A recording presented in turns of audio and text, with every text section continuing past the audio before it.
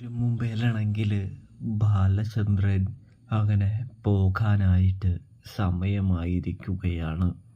അലീനയോട് യാത്ര പറയുകയാണ് എന്ന് കാണാനായിട്ട് കഴിയുന്നുണ്ട്, സാധിക്കുന്നുണ്ട്.